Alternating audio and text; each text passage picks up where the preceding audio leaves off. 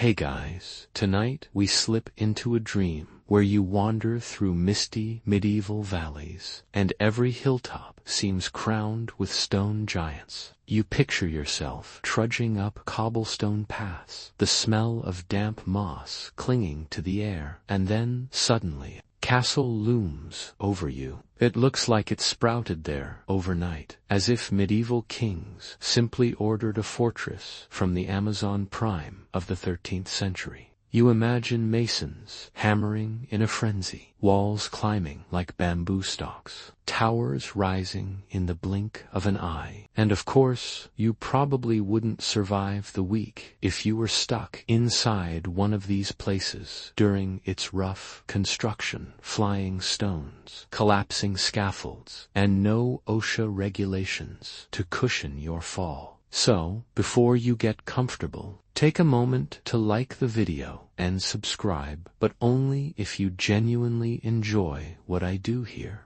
I'd love to know where you're listening from. Drop your location and the local time in the comments. Now, dim the lights, maybe turn on a fan for that soft background hum, and let's ease into tonight's journey together. You step closer to the gray walls, and your mind clings to the popular myth. Castles were built with shocking speed, some say within a summer or two, hammered into place like giant Lego sets. It's the kind of belief that sneaks into Hollywood movies, where the king barks an order and boom, a fortress magically appears by the next battle scene. It feels efficient, it feels cinematic, and it feels completely wrong. The truth is slower, messier, and far more fascinating. Medieval castles weren't whipped up in seasons, but stretched across lifetimes. Some of the grand ones, like Windsor Castle or Chateau Galliard, took not just years, but decades. Picture stonemasons dedicating their entire careers to a single gatehouse. Imagine children born in the shadow of scaffolds, growing old while the tower above them stubbornly inched skyward. One mainstream historical fact is that the Tower of London's iconic White Tower took nearly 20 years to complete under William the Conqueror. That's 2 whole decades of stone hauling, lime mixing, and endless hammering, not exactly your overnight shipping. And then comes the quirky tidbit. Some records suggest that impatient rulers staged fake quick builds. They'd construct wooden mock-ups painted to look like stone, fooling both their subjects and potential invaders. Imagine rocking up to attack a castle, only to realize you've been duped by medieval stage props. That's less Game of Thrones and more Looney Tunes with a coat of plaster. But historians still argue whether certain castles, like Chateau Galliard in France commissioned by Richard the Lionheart, were truly an engineering miracle or just a royal PR stunt, completed in an unusually short 5 years. Some scholars debate whether shortcuts were taken, whether hidden armies of craftsmen were drafted, or whether chroniclers exaggerated timelines to glorify Richard's ambition. The truth we'll never know for sure. Here's where the punchline creeps in. Next time you complain about your kitchen remodel dragging past 6 months, just remember your medieval ancestor would still be waiting for a single turret to be finished. At least your contractor doesn't ask for an extra decade. As you drift further into the tale, you hear the echo of chisels, the scrape of wooden scaffolding against stone, the grunts of oxen dragging blocks across muddy fields. The speed fades, replaced by a picture of human patience stretched thin over generations. You can almost feel the sleepy irony. People back then were literally born inside construction zones. Forget lullabies, babies probably fell asleep to the lull of hammer strikes echoing off stone walls. And somehow they survived it without complaining on medieval Yelp. You think of callbacks. Remember when we laughed about crocodile dung sunscreen? In another story, this is the same flavor of ingenuity. The medieval world wasn't fast in the way we demand today. It was clever, stubborn, and surprisingly willing to build at the pace of a glacier if it meant permanence. By the time you finish this section, you realize the myth of instant castles is really a myth about our impatience. We want history to move quickly, like a YouTube timeline you can skim with your finger. But the Middle Ages had no fast. Every stone was a reminder that permanence takes patience, and patience sometimes takes a lifetime. You keep walking through your dreamlike medieval streets, and now your eyes drift upward. Every building seems to stretch higher than it has any right to, and looming above you is a cathedral doorway that looks like it could swallow the night sky. The arch curves into a sharp, pointed tip, like someone pinched a rainbow and dragged it upward. You've seen this shape before, in textbooks or travel brochures. It's the famous Gothic arch. And here's the myth that sneaks into your mind. Those arches were just for looks. You imagine medieval architects doodling triangles in the margins of their parchment, then deciding, hey, let's spice things up with a fancy arch make it fashion. The idea is that it was mere decoration, a style choice to intimidate peasants and make everything feel a bit more, well, spooky. But lean closer in this twilight dream.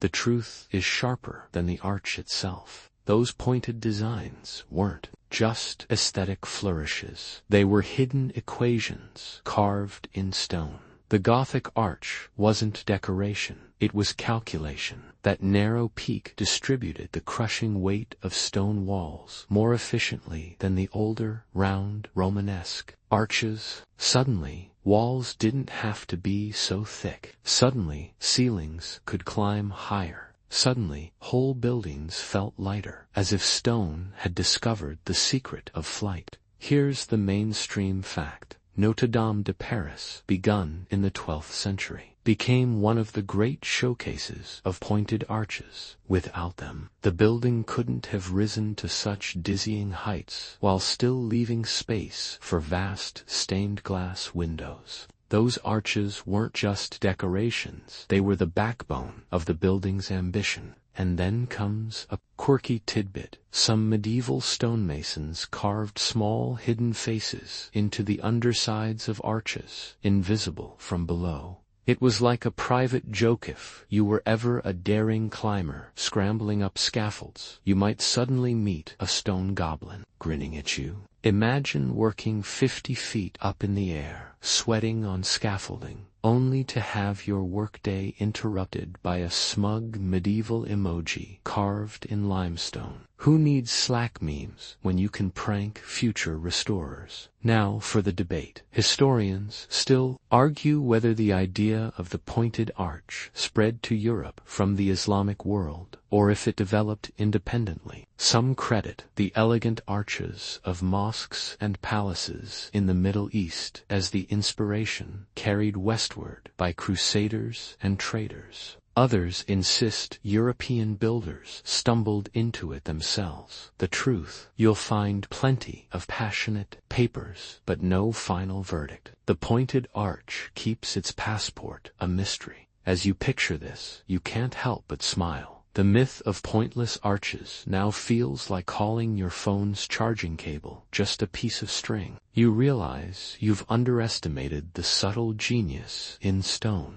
And then comes the punchline. Next time someone tells you that medieval people were stuck in the Dark Ages, remember they were bending gravity with geometry while most of us can't even hang a shelf without it drooping. At least the arch doesn't demand a trip to the hardware store. Your dream carries you deeper. The shadows of arches stretch across the ground like claws of moonlight. You run your fingers along the grooves, and the stone feels colder than you expect, but steady. You think back to Section 1's castles that took decades to rise. Imagine the patience it took not only to build, but to trust a math trick carved into stone long before calculators. They didn't just wait years for walls to climb, they gambled lifetimes on the promise that geometry wouldn't let them down. And here's a little callback. Remember how rulers once painted fake wooden castles to look like stone? Well, pointed arches weren't fake at all, they were the ultimate flex. Medieval architects didn't paint their math, they lived inside it. One more joke before we drift further. If you ever feel bad about not understanding algebra in school, just remember, Mason in 1180 was quietly building algebra in stone while humming a tune.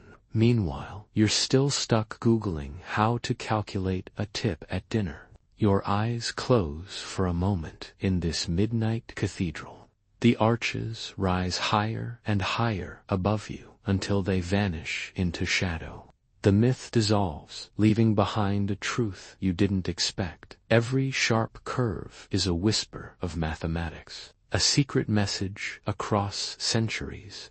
And as you shuffle onward through your dream, you realize these pointless arches were never pointless at all. They were the bones of a revolution in stone, a reminder that beauty can be math in disguise.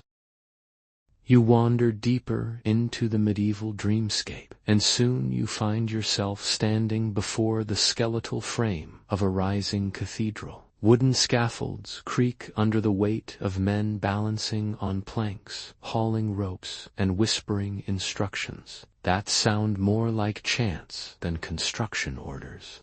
The myth you've carried with you until now creeps into your thoughts. These cathedrals had no blueprints. You picture bishops waving vague gestures toward the heavens and masons just guessing, stacking stones until something majestic happened. It's a comforting image, isn't it? The idea that Europe's most magnificent structures were built the same way you might assemble IKEA furniture without the manual lots of swearing. A pile of leftover pieces, and maybe one tower leaning slightly to the left. Except here's the twist. The builders didn't wing it. The truth is written, not on paper plans we'd expect today, but in stone and geometry. Medieval masons worked with a portable system called tracing floors, vast plaster surfaces where full-scale drawings of arches, ribs, and windows were sketched with charcoal and string.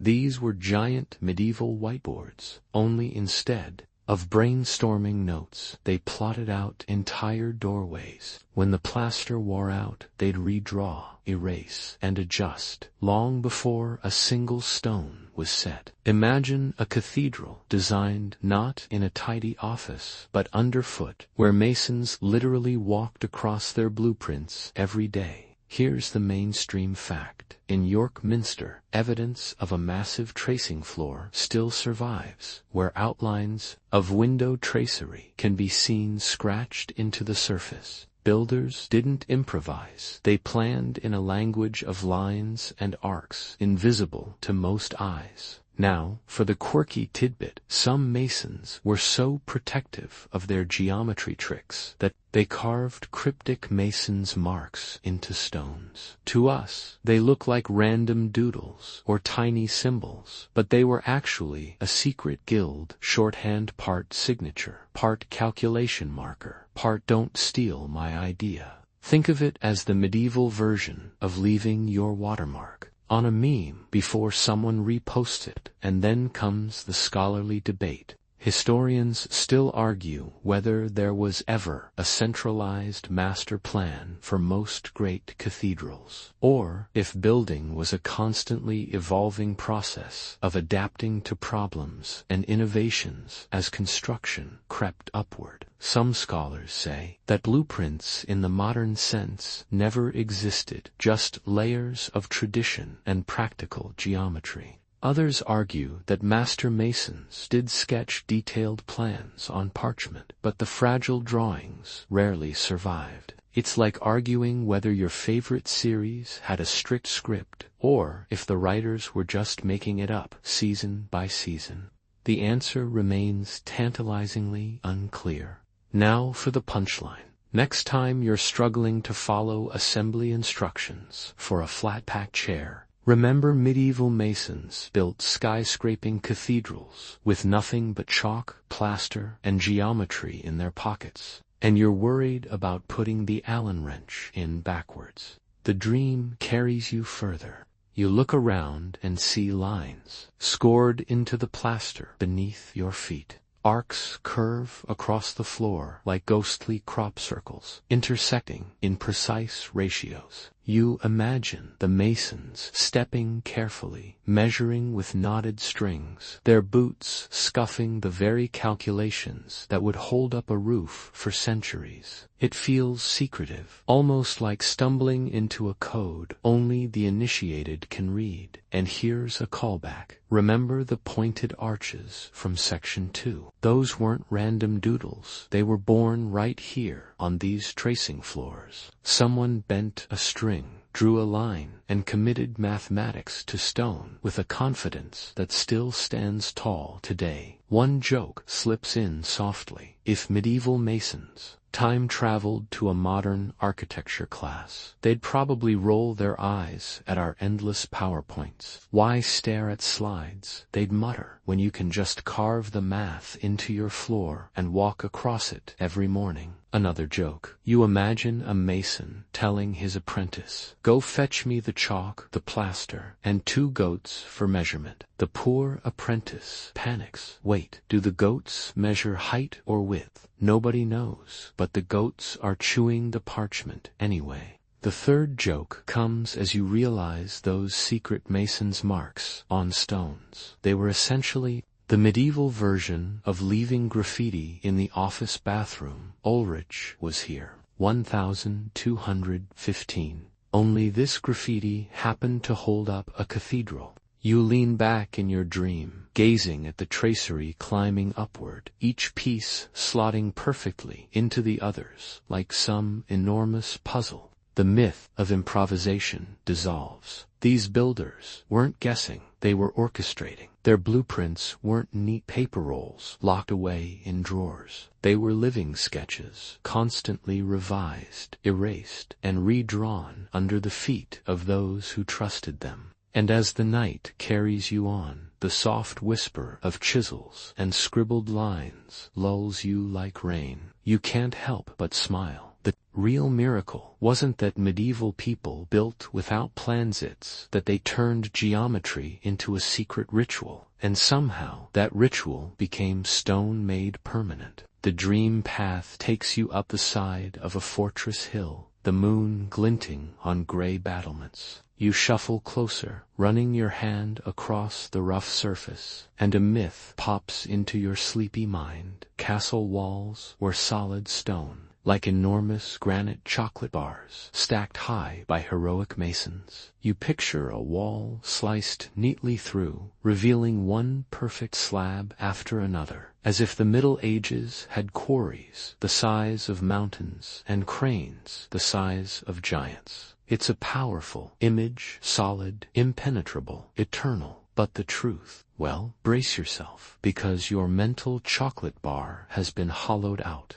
Most medieval castle walls were not solid blocks, but clever sandwiches. Builders used cut stones only for the outer faces, the parts you could see and touch. The inside, that was stuffed with rubble, smaller rocks, broken bits, and mortar. It wasn't a giant block. It was more like a very messy lasagna. The neat outer skin gave the illusion of solidity, while the inside was a recycling bin of whatever they had on hand. Here's the mainstream fact. At Dover Castle in England, where excavations show clearly that walls often contained a rubble-core bound together with lime mortar. Without this method, constructing such massive walls would have been practically impossible. Solid stone, through and through, would have bankrupted kingdoms and exhausted every quarry within marching distance. And now, the quirky tidbit. Some walls weren't just filled with rubble, they hid odd items inside, almost like a time capsule. Archaeologists have found broken pottery, animal bones, and even discarded shoes sealed within the cores of castle walls. Imagine standing proudly as a stonemason, tucking your old boot inside a fortress wall, and thinking, well, at least it'll be immortal.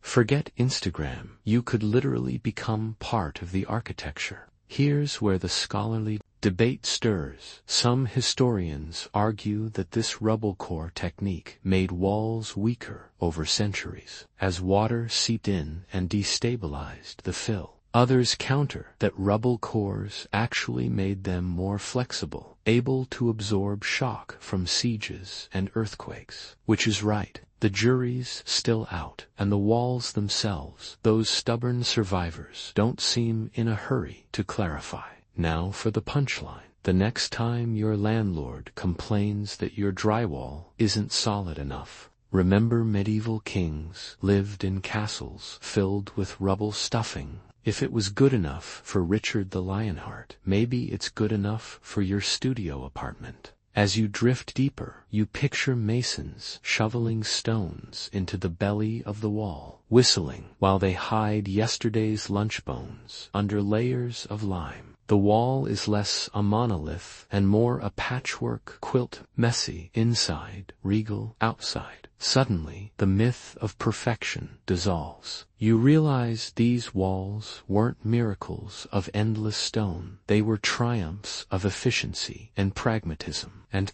here's a callback. Think back to Section 1, when castles supposedly popped up overnight. This rubble-core trick was one of the reasons construction sped along. No one had to carve a perfect block for every inch. Instead, the masons saved their best work for the visible edges, leaving the rest to creative filling. First joke. Imagine a mason shouting, "Hey, Ulrich, we're short on ruble toss in your mother-in-law's chair." Ulrich sighs, "Fine, but only if we don't have to carry it down the hill first." Second joke. If you ever feel guilty about shoving all your clutter into a closet before guests arrive, just remember you're continuing a proud medieval tradition of hiding junk where no one can see it, except they did it in walls.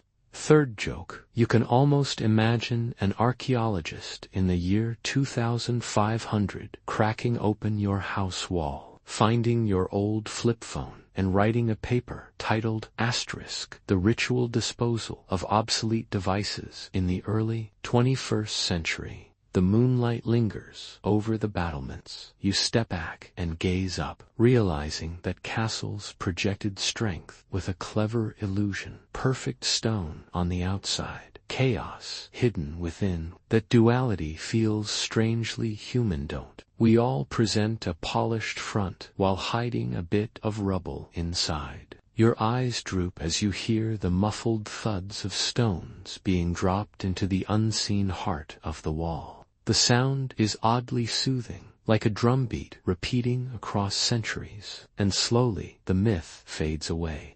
Those walls weren't seamless slabs, they were stories of compromise, pragmatism, and the art of making strength out of scraps.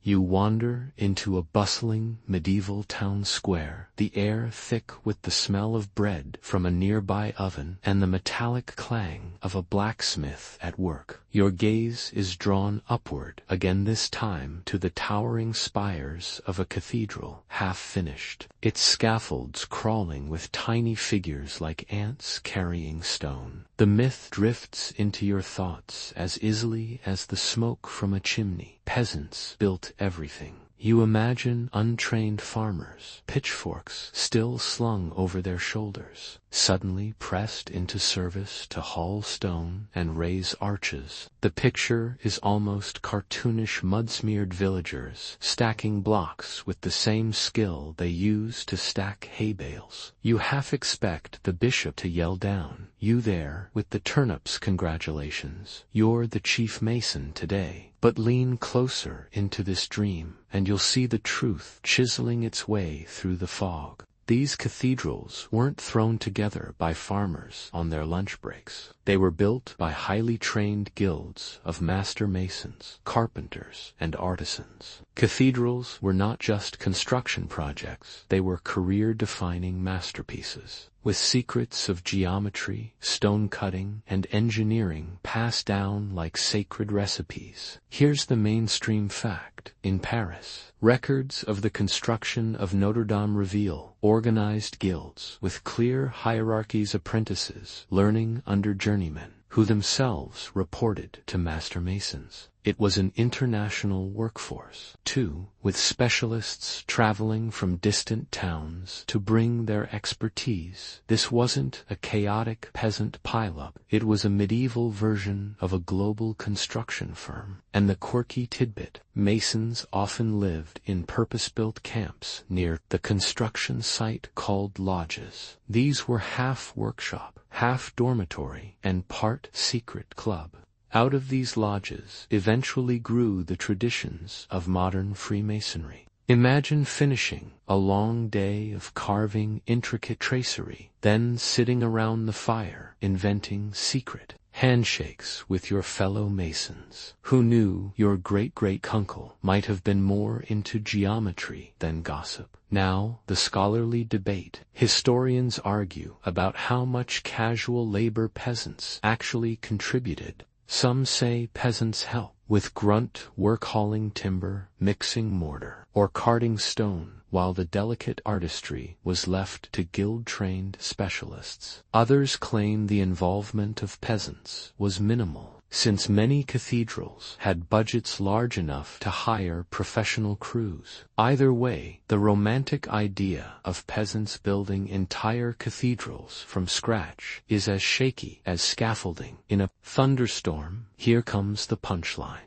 Next time you overhear someone boasting, "I built this all by myself," just picture them trying to hoist a 20-ton block of limestone with a wheelbarrow. Medieval peasants had enough trouble keeping their roofs from leaking. They weren't freelancing as cathedral architects. You walk deeper into the dream, stepping between scaffolding poles and piles of chisels. You see apprentices squinting at chalk lines, journeymen carving delicate leaves into capitals, masters pacing with hands behind their backs. The rhythm is clear. This is discipline, not chaos. The myth of everyone just pitched in crumbles like weak mortar. And here's a callback. Remember in Section 3 how masons guarded their secrets with strange marks on stone? Those guild lodges were where such secrets were born, whispered, and guarded. No peasant with a plow was going to stumble in and casually learn the formula for a flying buttress. First joke: imagine a farmer called into the project and muttering, "So, do I plant these stones in neat rows, or just scatter them like cabbages?" The master mason facepalms so hard you can hear it across centuries. Second joke: apprentices were famously underpaid, which makes you realize intern exploitation is not a modern invention.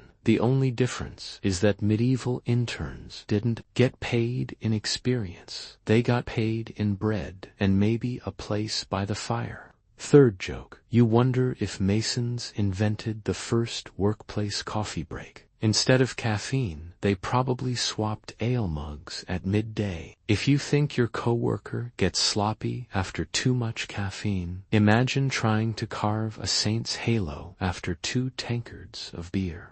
As you stand in the shadow of half-finished stone towers, the myth of peasants stacking cathedrals feels almost laughable. The reality is far richer, dedicated artisans creating wonders with precision, patience, and pride. The guilds gave structure to chaos, just as pointed arches gave structure to stone. And so the dream drifts on. You hear the lull of chisels tapping, apprentices whispering, masters lecturing, and somewhere a kettle bubbling in a mason's lodge. The sound is steady, rhythmic, soothing. Cathedrals were not peasant-built miracles. They were the lifelong work of communities, of craftsmen, men whose names we rarely know, but whose art we still live beneath.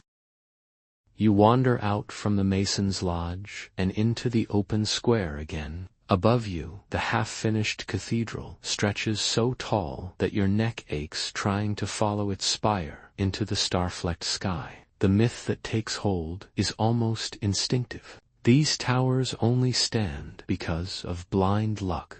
You picture medieval builders stacking stones higher and higher until the structure somehow didn't topple. It's a satisfying fantasy, isn't it? The idea that faith alone kept these giants balanced, like the masons said a prayer, crossed their fingers, and hoped gravity wouldn't file a complaint. It's the myth that great cathedrals were accidents of stone-lucky flukes in an age of superstition. But step deeper into the dream and feel the truth vibrating through the stones. These cathedrals didn't soar because of luck. They soared because of cunning, hidden bones of architecture that most eyes never see. The secret weapons were ribs, vaults, and flying buttresses, skeletal supports that channeled weight outward and downward, transforming crushing pressure into graceful balance. Here's the mainstream fact. Chartres Cathedral in France, completed in the 13th century, stands over 120 feet tall in its nave.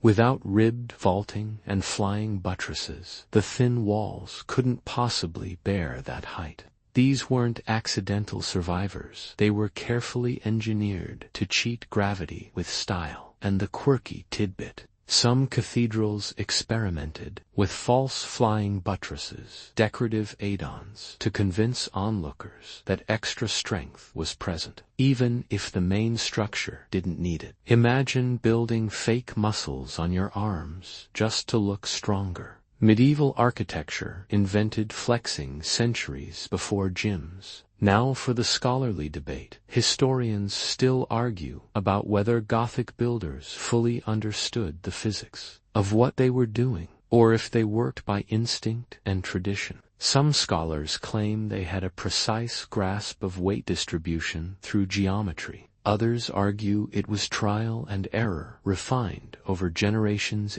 Cathedral, a lab experiment in stone. Did they know they were bending math, or did they simply trust the method because it worked? The debate lingers like an echo in the vaults. And then comes the punchline. Next time your IKEA bookshelf collapses under 3 paperbacks, remember medieval masons held up 120-foot ceilings with nothing but stone, string, and stubbornness. Maybe they should have written the furniture manual. The dream shifts, and you step into the nave, the air thick with incense, the sound of chanting faint in the rafters. You look up, dizzy, the ribs crisscrossing above like the skeleton of a giant stone whale. It feels alive, as if the whole building is breathing slowly around you. And here's the callback. Remember in Section 2 how the pointed arches weren't pointless? Here,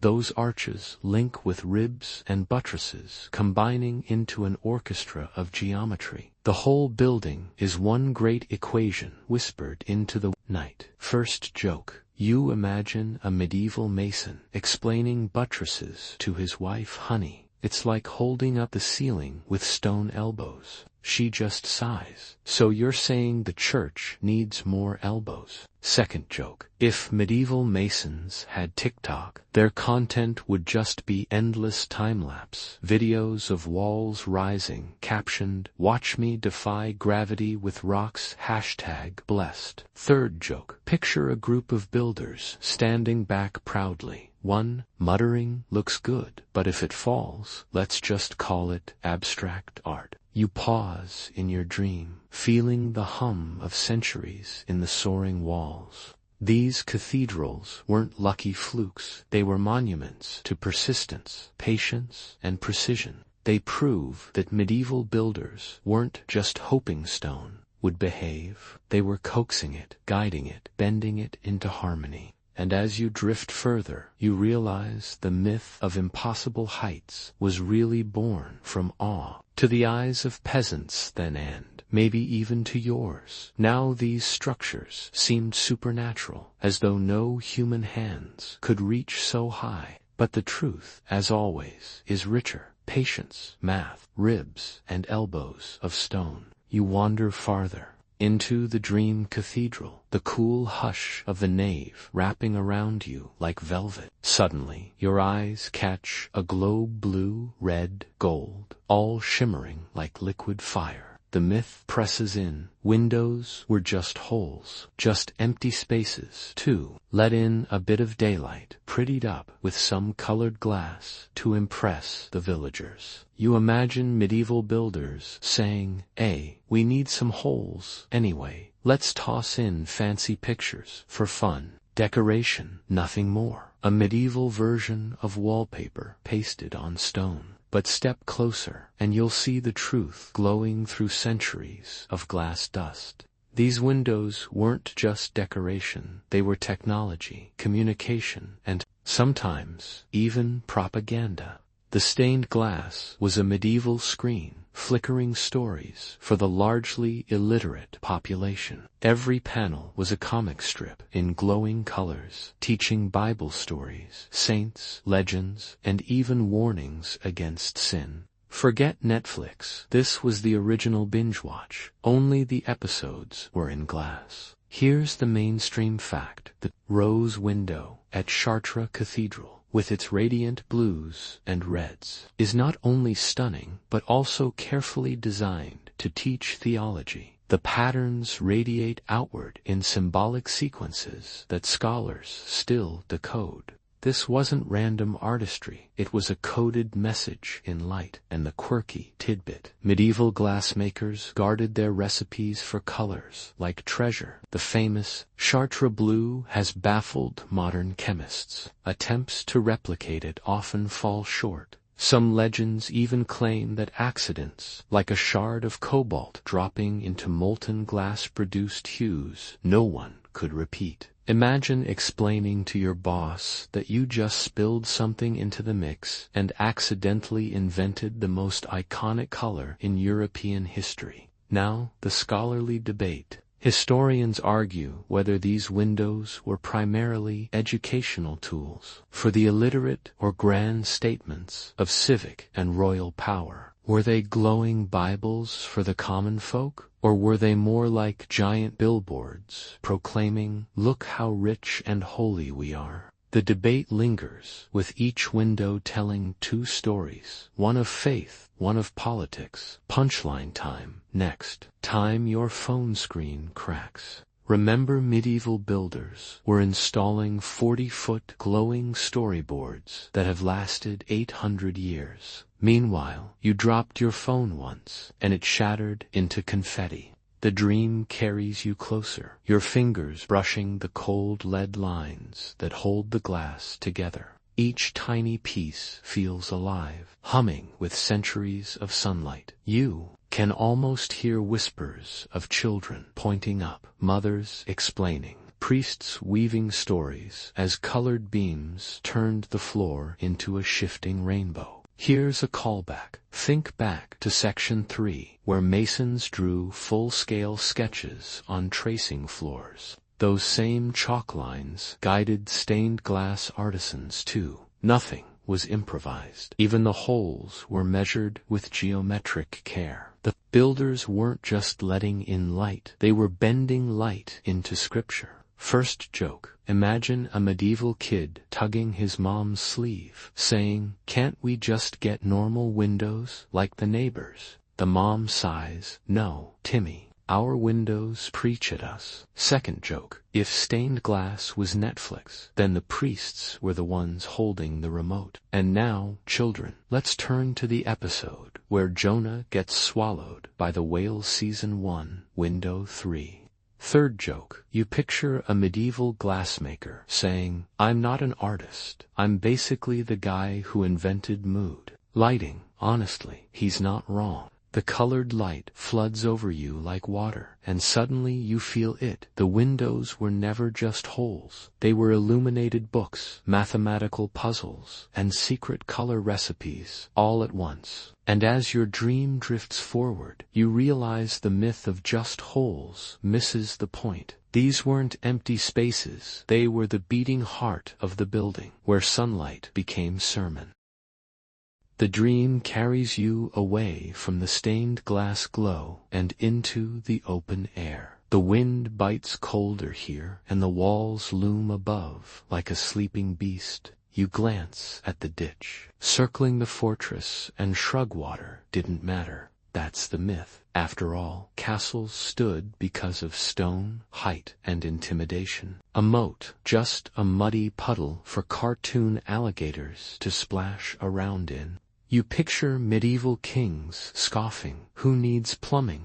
We have walls." You imagine the moat as a decorative touch, like a medieval garden feature, good for impressing visiting nobles but useless against real enemies. But the truth ripples up from the water's edge. Moats weren't symbolic, they were vital. They kept tunneling sappers from undermining walls, forced invaders to slow down, and sometimes even acted as reservoirs for drinking or irrigation. Water was as much a weapon as any catapult. Here's the mainstream fact. The moats of Bedtime Castle in England weren't only defensive, but cleverly fed by natural springs, ensuring the castle had a steady water source even under siege. No invader could simply wait out the defenders when fresh water trickled in under their noses. And the quirky tidbit, some moats doubled as fish ponds. Yes, defenders could literally lean over the battlements, drop in a line, and haul up dinner.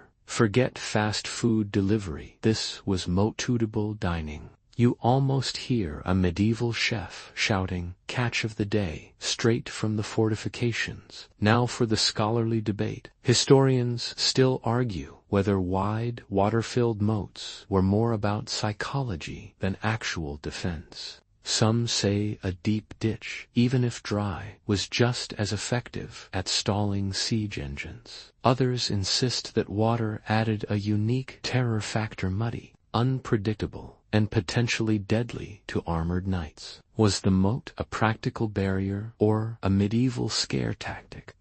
Least your landlord isn't stocking it with pike and carp while calling it a security system. You step into the dream deeper, listening to the quiet splash of water against stone. The moat mirrors the stars above, as if the castle floats in the sky and the earth at once. You picture invaders stuck on the far bank, their heavy armor rusting. As they hesitate, staring at a deceptively calm pool, the water whispers, "You're not crossing me without a plan." Callback time. Remember back in Section 4 when castle walls turned out to be rubble-filled lasagnas? The moat was their partner in crime, not exactly a weekend project. First joke. You picture a medieval knight bragging, "No moat can stop me," then promptly sinking waist-deep in sludge and yelling, "Fetch me a horse and maybe a towel." Second joke. Moats may have been defenses, but they were also mosquito factories. Imagine nobles strutting along battlements while being eaten alive.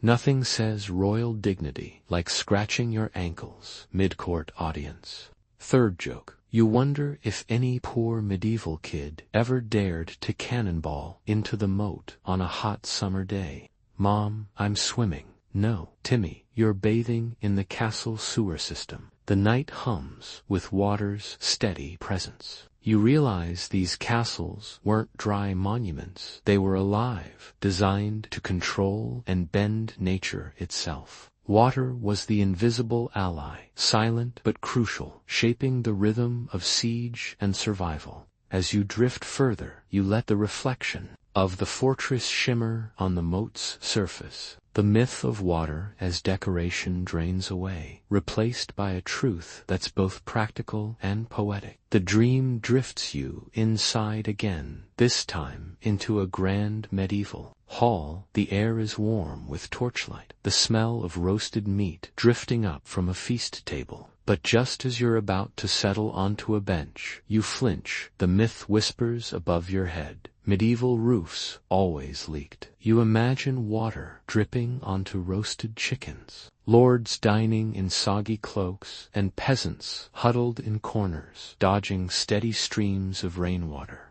The picture in your head is practically slapstick. A Grand Duke mid-speech, suddenly interrupted by a drip straight on to his wig. A court musician trying to play while his lute swells like a sponge. Everyone shrugging and saying, well, it's the Middle Ages, what did we expect? But lean closer, and you'll find the truth beams back down at you. Medieval carpentry was far more sophisticated than the myth allows. Roofs weren't endless sieves. They were feats of engineering, with complex timber frames, overlapping tiles, and clever drainage systems. These builders didn't just hope the rain would miss, they fought gravity with wood and clay. Here's the mainstream fact. Westminster Hall in London, completed in the late 11th century, has one of the largest medieval timber roofs in Europe. Its intricate hammer-beam structure, still standing today, shows that medieval carpenters weren't just throwing planks together. Not exactly a leaky shack. Now the quirky tidbit. Some monasteries and castles used thatched roofs, sealed with layers of clay, or even dung to keep water out. Yes, dung. Imagine proudly telling visitors, don't worry about the storm. Our roof is dung-proof. Strangely enough, it worked. Talk about eco-friendly insulation. And then the scholarly debate. Historians argue about how widespread, truly watertight roofing was across classes. Elite halls and cathedrals clearly had sophisticated carpentry and tiled protection. But ordinary cottages, many probably did leak in heavy rain, or if it unfairly paints all buildings with the same damp brush. The truth, like a drip in the night, falls somewhere in between. Here's the punchline. Next time you panic over a single stain spreading on your ceiling, remember some medieval peasants lived under dung-sealed thatch, and nobles still threw banquets under roofs that have outlasted whole dynasties. The dream carries you upward, and you suddenly stand on the rafters themselves. The beams stretch like the ribs of a giant ship flipped upside down. You realize that's exactly what some builders did. Shipwrights, often moonlighted as roof builders, using their naval carpentry skills to keep halls as watertight as boats. The roof over your head was literally a ship turned to the sky. Callback. Think back to Section 6, when cathedrals soared impossibly high with ribbed vaults and buttresses. Those same mathematical instincts applied here, too. Roofs weren't lucky. They were carefully calculated skeletons of wood and tile. First joke. Imagine a lord stomping through his hall, grumbling, "Who designed this roof?" And the carpenter muttering, "Technically, it's a boat. If the hall floods, you'll thank me." Second joke. You wonder if medieval kids played a game called Catch the Drip, leaving pots under leaks to see who'd collect the most water. Winner gets extra bread. Sounds about right. Third joke. Picture a monk writing, "Our roof is watertight, praise be," only to smudge his ink when a single drop splashes on his parchment. Divine timing. The sound of rain begins in your dream, gentle, steady, pattering against tile, but instead of soaking you, it slides neatly away, dripping harmlessly outside. You realize medieval roofs weren't the punchline of damp dinners. They were silent shields above, crafted by hands that knew wood as intimately as we know glass screens today. As you drift further into sleep's embrace, the myth of leaky halls dries up. replaced by a picture of carpenters balancing on beams, hammering joints, ceiling tiles, and smiling at their work. Roofs weren't perfect everywhere, but they were far better than the soggy stereotype suggests. You step back into the cathedral square, moonlight sketching long shadows across the stones. A new myth drifts in, whispering with every echo of your footsteps. Medieval builders feared geometry. You imagine superstitious masons refusing to touch mathematics, muttering that numbers were witchcraft, preferring to eyeball their angles and hope the walls would stay upright. It's a tempting caricature in age, painted as ignorant, terrified of the very math that might have helped them. You picture masons whispering, "Careful with those triangles, too pointy, must be the devil's work." Then you imagine them building half-straight walls, shrugging and saying, "Close enough, no one will notice from the road." But lean closer into the dream, and you'll find the truth carved into the stones beneath your feet. Far from fearing geometry, medieval builders embraced it like a sacred language. Ratios, proportions, and geometric patterns guided everything. From floor plans to stained glass windows, the very air you breathe inside these walls is shaped by numbers, hidden in curves and lines. Here's the mainstream fact. Many Gothic cathedrals were designed around harmonic ratios derived from simple numbers like 2:1 or 3:2, believed to mirror the harmony of music and the divine order of creation. At Chartres, scholars have traced proportional systems that align nave height, window spacing, and even the length of transepts in perfect numerical balance. Builders weren't afraid of math, they were dancing with it. Now, the quirky tidbit. Some masons used geometry not just for buildings, but for games. They carved 9 men's Morris boards, an ancient strategy game, into cloister benches and cathedral steps, casually doodling math puzzles into the furniture of worship. Imagine finishing a long day of calculating buttress angles, and then challenging your buddy to a board game literally scratched into the floor. Medieval geometry wasn't all solemn and sacred, it was also play. And here's the scholarly debate. Historians argue about whether master masons had access to advanced mathematical theory from texts like Euclid's Elements, or if they relied more on practical rules of thumb passed down orally. Did they sit around reading Latin geometry treatises by candlelight, or did they simply carry generations of craft knowledge in memory and practice? The line between theory and practice blurs like chalk dust on a tracing floor.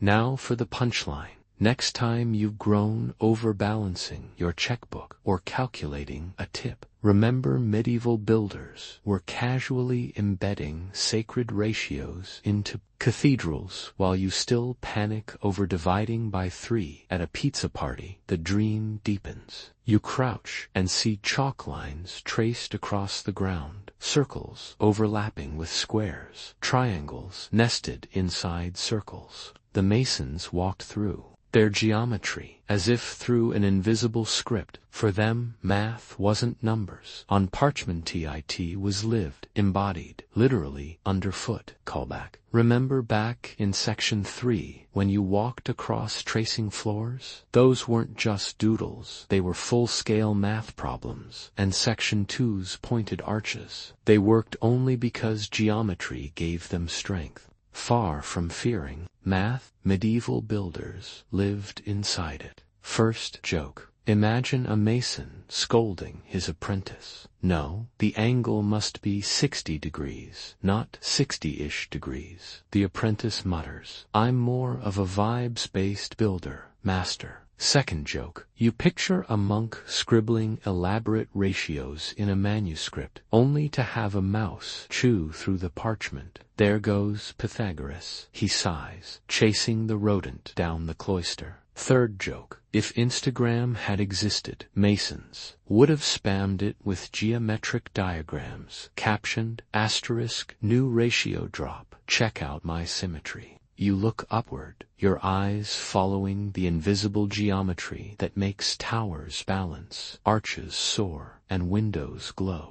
The myth of builders fearing numbers dissolves into the quiet revelation that geometry was their invisible compass, their secret hymn. As you drift further, you realize medieval walls weren't built by guesswork, but by faith in patterns as eternal as the stars above.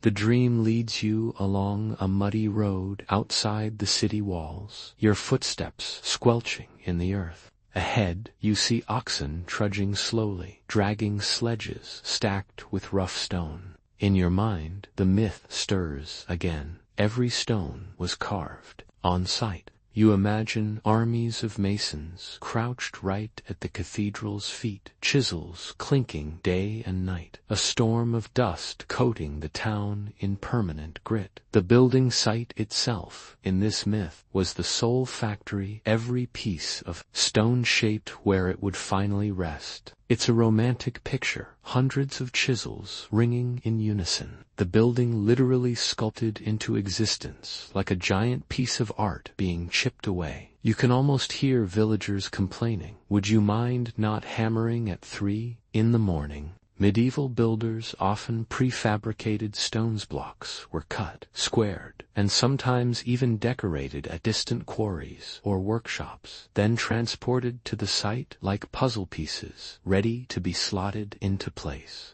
The building yard was more assembly line than sculpture garden. This cross-channel prefab supply chain was so well organized that builders in England were essentially installing imported stone kits from France. Now for the quirky tidbit. Some masons marked their stones not only with guild symbols, but also with tiny doodles or initials, so that when they got paid, everyone knew whose block was whose. It was medieval piecework. Accounting your paycheck depended on your mark. And here's the scholarly debate. Historians still discuss just how much of the carving was truly done at the quarry versus at the site. Was the majority of decoration prefabricated, or were the most ornate details, like statues and capitals too, delicate to risk in transport? Some say quarries buzzed with artistry.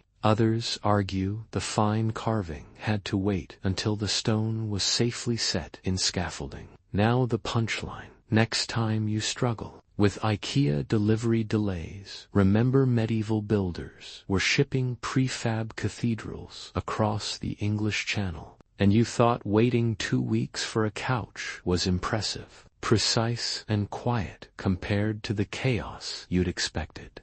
It dawns on you, the myth of constant on-site carving misses the elegance of medieval logistics. These builders were not just artists, they were supply chain managers. Callback. Remember Section 5's guild lodges. This is where their secrets spread outward. Apprentices learned to carve in quarries, honing skills on rough stone before graduating to delicate tracery at the site. And recall Section 4's rubble-core. Walls. Well, guess where a lot of that rubble came from? Scraps and rejects at the quarries themselves. Nothing went to waste. First joke. You imagine a mason at the quarry, carving his initials so aggressively that his boss sighs. We said mark it, not autograph it like a celebrity. Meant for the abbey 2 towns over. Result. A random monastery suddenly receives a delivery of decorative gargoyles with confused notes. Return to sender. Third joke. If medieval builders had Amazon tracking, your order would say, stone block has left Normandy. Stone block delayed by storm. Stone block delivered by oxen. Signature required. Back in the dream, you find yourself standing at the construction site once more. Workers slot the prefabricated blocks into place with surprising speed, the wall rising like a puzzle clicking together. The sight feels less like a dusty free-for-all and more like a choreography, materials flowing in, masons fitting them like music, geometry guiding their every move. You realize the myth of every stone carved here was born from the noise of hammers at the cathedral itself. People saw masons chipping away on scaffolds and assumed all carving happened there. The truth, as always, is subtler and grander. Carving was distributed across workshops and quarries, a medieval ecosystem of labor feeding the dream of stone towers. As the dream softens, the clink of chisels fades into a lull, rhythmic as raindrops. On tile, you let your breath fall with it, realizing that every block beneath your feet was not only cut from stone, but also carved from planning, patience, and trust across miles. You drift through the dream until dawn light touches the stones. A new cathedral rises before you,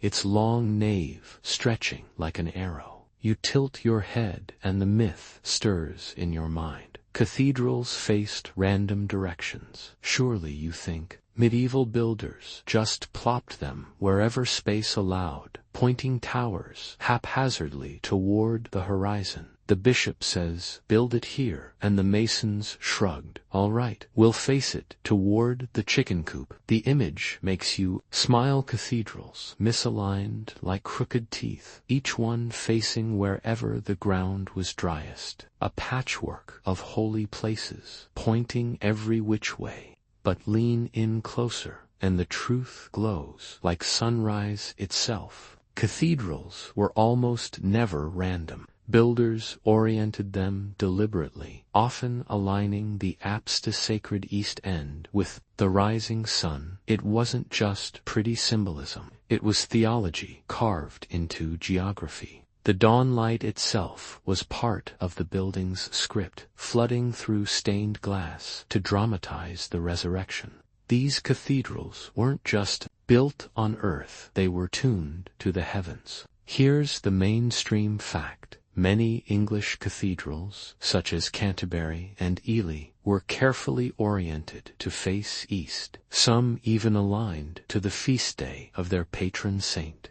On that morning, sunlight pierced the nave in a precise golden spear. Imagine standing in the gloom all year, only to watch the building explode with light on a single holy day. Now, the quirky tidbit. In some cases, the land itself dictated compromises. Builders aligned as best they could, but hills, rivers, or city streets sometimes bent the geometry. That's why a few cathedrals are visibly off their naves, skewed a few degrees. And here's the scholarly debate. Was orientation always intentional, or sometimes more symbolic than exact? Some historians argue that masons had precise astronomical tools, using gnomons and sightlines to track sunrise with uncanny accuracy. Others believe the alignments were approximatritual gestures rather than scientific precision.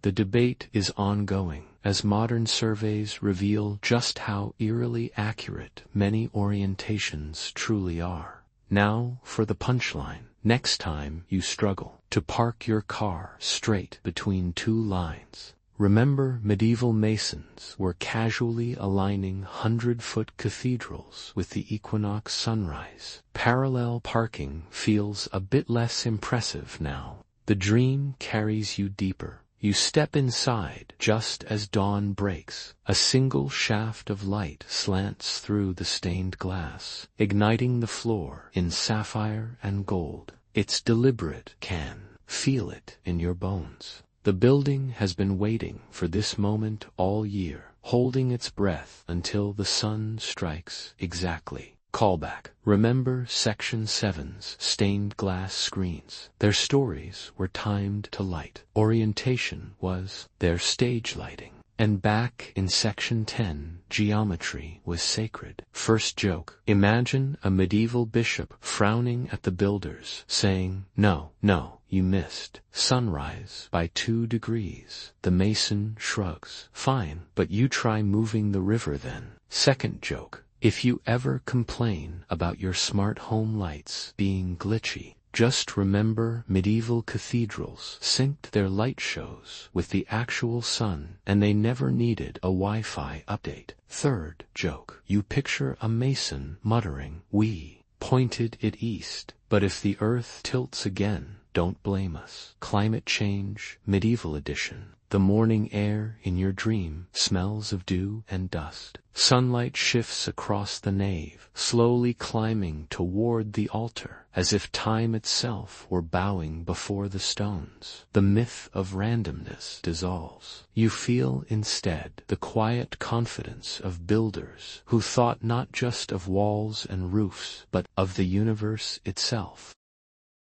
You walk along the cathedral's exterior wall, tracing the seams between stones with your fingertips. In the cool night air, the myth whispers again. Mortar was just mud. You imagine masons lazily scooping up handfuls of wet earth, smearing it between blocks like children making sandcastles. Maybe they spit in it for good measure and called it done. A medieval building, in this myth, was little more than a mud pie on a grand scale. It's almost comforting, isn't it? The idea that such monumental architecture could stand for centuries with nothing but glorified dirt glue. You picture masons winking. "It's all mud, mate. Don't tell the bishop. But lean closer, and you'll smell something unexpected. Lime, ash, even a faint tang of eggs." The truth is that medieval mortar was a complex recipe, part science experiment, part alchemy, and anything but simple mud. Builders mixed lime with sand, water, and sometimes strange ingredients, wine, milk, even animal blood, to create a sticky, durable paste that locked stones like a hidden skeleton. Here's the mainstream fact. Lime mortar, the backbone of medieval construction, was made by burning limestone into quicklime, then slaking it with water. The resulting material hardened slowly, binding stone for centuries. Some medieval mortar have endured longer than many modern cements. And here's the quirky tidbit. Records show odd additives: egg whites for extra stickiness, beer for workability, and even cow's milk. Imagine a mason announcing, "We're out of sand, but hand me that breakfast omelet and a pint of ale." Your cathedral could literally smell faintly of breakfast if you leaned in close enough. Now for the scholarly debate. Historians and chemists argue about whether these additives were practical or symbolic. Did wine and milk genuinely improve mortar's strength, or were they ritual gestures meant to bless the work? Some evidence suggests proteins did affect durability. Others claim it was all about spiritual offering. The debate lingers in lab tests and in whispered stories from dusty manuscripts. Punchline time. Next time you wrinkle your nose at the price of organic milk, remember, someone once poured gallons of it into mortar just to hold up a church wall. That's one expensive latte. The dream carries you deeper. You watch masons kneading mortars like bakers, shoveling gooey paste into the spaces between carefully carved blocks. The air smells faintly sour, oddly comforting.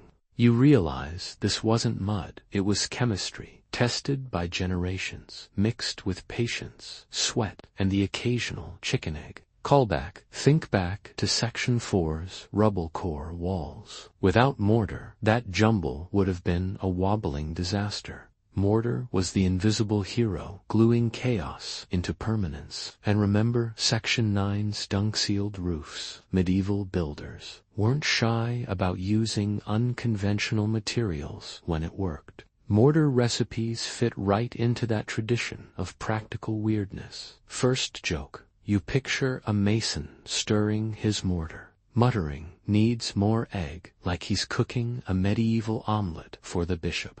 Second joke. If you've ever spilled beer at a party, take comfort. Medieval masons would have just called it donated building material.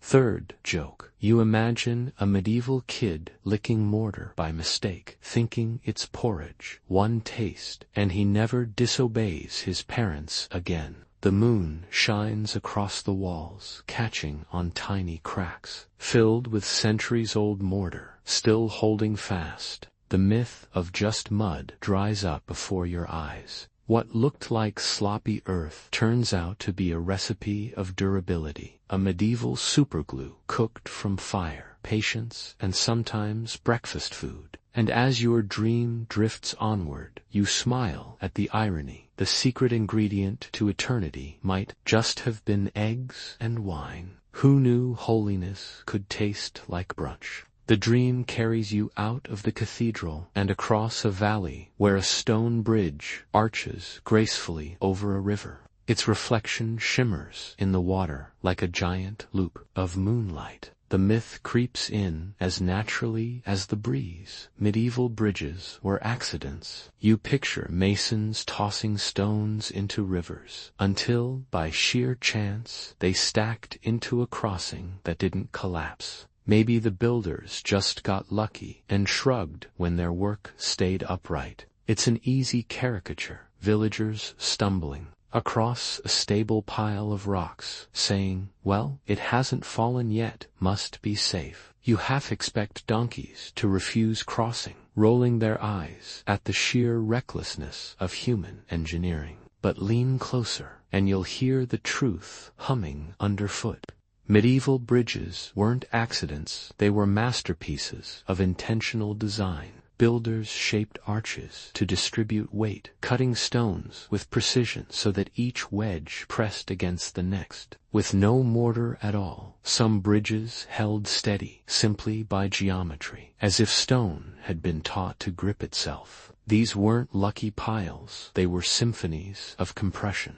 Here's the mainstream fact. The Pont Valentin in Cahors, France, begun in 1308, still stands with 6 Gothic arches that have survived sieges, storms, and centuries of wear. Each arch was designed to channel weight downward and outward, a trick of physics as deliberate as any cathedral vault. And the quirky tidbit: legends grew around these bridges. Some said they were so well built because the devil himself lent a hand. The Pont Valentin even has a carved devil on its tower, commemorating a tale that the builder tricked Satan into helping with the work. Medieval humor at its finest. When your bridge is too strong to explain, just blame supernatural subcontractors. Now, for the scholarly debate. Historians argue whether medieval masons fully grasped the structural theory of arches, or if they worked mainly by craft, tradition, and repeated practice. Some insist the builders understood keystones and compression intuitively. Others say they didn't know the math but relied on centuries of trial and error. Did they calculate, or did they simply trust the shapes passed down from earlier Romans? The truth arches somewhere in between. Punchline time. Next time you panic about your IKEA desk wobbling, remember, medieval builders made stone arcs that have outlasted whole kingdoms without screws, manuals, or customer service hotlines. The dream carries you onto the bridge itself. You pause at the center, staring down at the keystone holding the curve in place. Without that single stone, everything would tumble. Yet, here it is, calm, confident, pressing outward just enough to bind the whole arch. You feel the weight beneath. Your feet transform into stability, a paradox of strength born from pressure. Callback. Think back to Section 6's cathedrals, where ribs and buttresses carried impossible heights. The bridge is their cousins, geometry stretched sideways instead of upward. And remember Section 13's mortar full of eggs and beer. Many of these bridges didn't even need mortar. They relied on pure shape, each block hugging its neighbor tighter than a miser holds a coin purse. First joke. You imagine a builder bragging, "This bridge will last forever," while his apprentice nervously asks, "So, should I test it with a donkey or with my mother-in-law?" Second joke. Picture townsfolk gossiping. They say, "The devil helped build it." Another shrugs, "Well, if he did, he's better at construction than my cousin."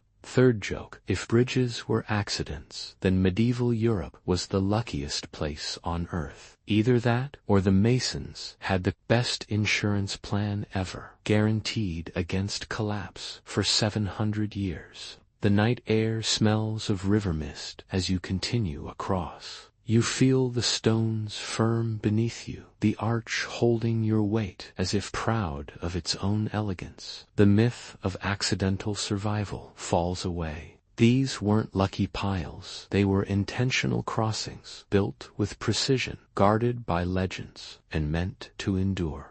As you reach the far bank, the dream softens. The bridge glows behind you, not a fluke, but a deliberate gesture of stone across water, as enduring as the moon above. The dream carries you into the present, where the hum of distant cars replaces the clatter of hooves. You walk past scaffolds, not of wood but of steel, cranes arching like mechanical giraffes against the skyline. The myth follows you into modernity. No secrets left today. Surely, you think, with laser scanning, 3D modeling, and computers crunching equations. There's nothing medieval builders did that we don't already know. Their mysteries have been solved, their tricks mapped out, their magic explained away. It feels reassuring. After all, aren't we the clever ones? We send rockets to space. We build skyscrapers taller than mountains of stone. We design bridges of glass and steel. Surely the dusty past holds no secrets from us. But the truth drifts in as gently as fog. Even today, medieval architecture holds riddles we cannot fully answer. The colors of Chartres blue remain elusive to replicate. The precise logistics of lifting blocks hundreds of feet into place without modern cranes still baffle engineers. Some castles resist modern dating techniques because their composite rubble walls disguise construction phases. Even the recipe of certain mortar, glowing faintly under chemical analysis, seems just out of reach. The past has not spilled all of its secrets. Here's the mainstream fact. Researchers studying Durham Cathedral's vaults admit that even with computer models, replicating the balance of its ribbing is a challenge. The structure stands not because we know precisely why, but because medieval builders trusted instincts and methods we struggle to reverse engineer. And the quirky tidbit, some medieval cathedrals hum, quite literally. Acoustic studies show their design creates resonant frequencies that amplify chanting into an almost otherworldly soundscape. Modern architects stumble into this as a side effect. Medieval builders may have designed for it deliberately or by happy accident. Either way, choirs sound like angels in stone halls, and no algorithm can quite explain the shiver it sends down your spine.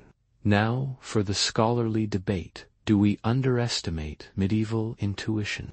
Some scholars argue builders worked largely by feel, stacking centuries of trial and error into a living tradition. Others insist there was a deeper, almost lost, science of geometric knowledge hovering between mathematics, mysticism, and craft. Were they simply lucky artisans or philosophers in stone? The arguments persist, as if the walls themselves enjoy keeping us guessing. Here's the punchline. Next time you scoff at medieval ignorance, remember we still can't perfectly replicate some of their techniques while they built things meant to last forever. Meanwhile, your new phone case didn't survive a 2-foot drop. The dream wraps you in silence. You walk through a half-shadowed nave, and the walls seem to lean closer. whispering their secrets, but never quite giving them away. You realize the myth of no secrets left is itself a comforting lie. The truth is more delicious. Mystery endures. Even with our satellites and AI, the Middle Ages still hide puzzles that tease us across centuries. Call back. Think back to every myth you've crossed tonight. Instant castles, pointless arches, accidental bridges, muddy mortar. Each one cracked open, revealing not just truth, but wonder. And yet, even as we peel away myths, there's always another layer waiting, another whisper from the stones. First joke. Imagine a medieval mason watching modern scientists with lasers scanning his wall. Really, he mutters, we just used string. Second joke. You picture a team of PhDs huddling over chemical tests of ancient mortar, only to conclude, yep, still lime and eggs. Somewhere, a mason chuckles across eternity. Third joke. If the Middle Ages really left us no mysteries, half of today's documentaries would have nothing to do. Coming up next, the secret life of drywall. Not quite as gripping. As you let the dream carry you to its end, you feel something comforting. The unknown survives. And maybe that's the greatest secret of all, that the Middle Ages still guard a few tricks, keeping their magic alive, so we'll never stop wondering. The dream softens, your footsteps slow, and the clang of hammers fades into silence. The arches no longer tower, but stretch gently like shadows. The river beneath the bridge hushes into stillness, and the glow of stained glass dims into twilight hues. The world of medieval secrets folds itself closed, like a book whose last page has been turned. The pace slackens, your breath steadies with the rhythm of centuries, long and slow. Each inhale draws in the scent of stone warmed by sun. Each exhale releases the weight of the myths you carried. The cathedrals, the castles, the bridges, they all remain behind, standing patiently in the dark, waiting for tomorrow's light. But you need not wait. You can rest now. Think of mortar, not as sticky paste, but as comfort holding you steady. Think of arches, not as geometry, but as arms stretching wide to cradle you. Think of water in the moat, not as danger, but as a quiet lull, reflecting stars like scattered candles. Your body feels heavier, softer, as though sinking into centuries themselves. The myths have melted into truths, and the truths have melted into something quieter still. You are safe here, wrapped in stone that has stood through storms, through time, through the impatience of generations. The words fade like candle flames, snuffed one by one, leaving only warmth. Let the last echoes of chisels become your lullaby, the last glow of stained glass your nightlight. Sleep now, traveler. The medieval world will keep its mysteries until you return.